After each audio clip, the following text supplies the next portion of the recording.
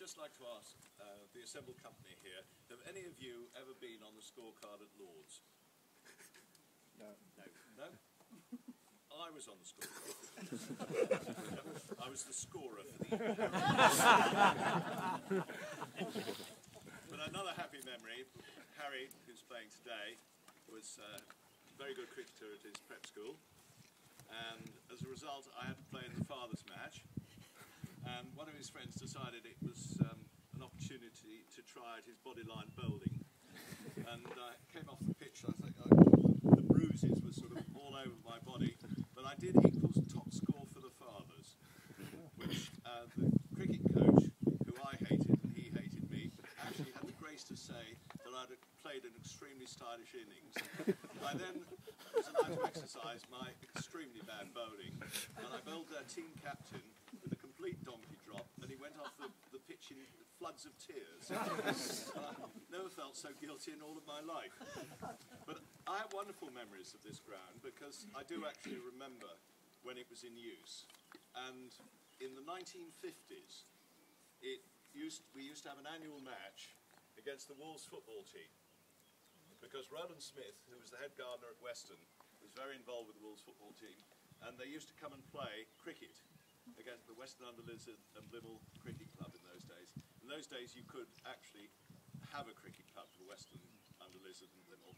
And I remember watching Billy Wright, and those of you who are old enough to remember him, I can remember watching him hit 2 straight sixes in succession out of the ground here. And it was a wonderful match, and they all used to come along. Stan Cullis was here, the manager, and most of the Wolves players. So many happy memories of it. More recently, I had 2 Lord's Taverners matches here.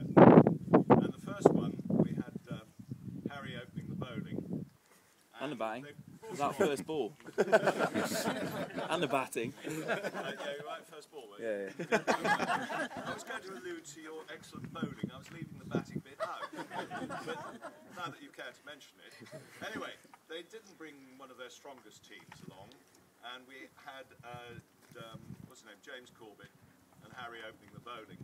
And they had the Lord's Taverners completely on the ropes.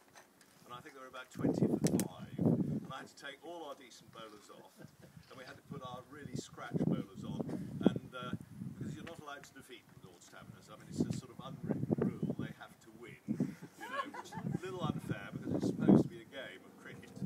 Anyways, Nicholas Parsons and Neil Durden Smith, sort of a combined age, I think, of somewhere around about 150, or maybe it was only 140 at that stage, steered them to victory.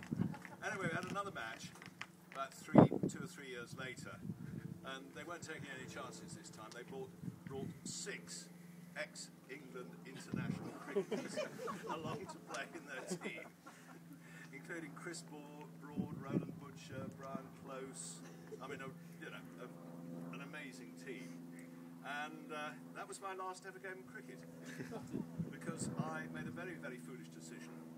I tried to take a short single to Roland Butcher, and about halfway down the pitch something went in my calf, and I was finished like that. Fortunately, they had Julian Wilson, you know, the racing commentator, on their team, and he produced some sort of amazing foul-smelling horse medicine out of his bag and rubbed it onto my calf, and I sort of limping for a couple of days, but I recovered afterwards. But it's lovely to have those memories. You know, there aren't many village cricket pitches left these days. There aren't, sadly, in the villages around here, many people left playing cricket. And I hope that this is going to be a huge encouragement for more people to take part. I think it's magnificent what you're doing in Shifnal, but it would be lovely to see more people from the local area taking part. So congratulations to you. I know the estate, my charity, we've been delighted to be able to assist with it, but it couldn't have been accomplished without all the hard work and the fundraising that has been put in to turn this from what was rather run-down football pitch into this lovely cricket ground you see today. There is only one slight disappointment. The oak tree. It's outside the boundary.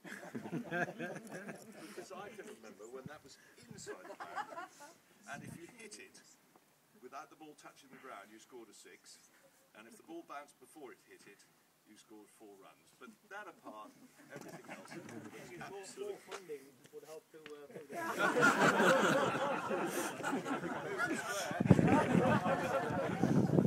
Anyway, many congratulations. I hope this is the first of many happy occasions here, and I wish both of the teams, it's a bit like the lottery when they wish everybody good luck.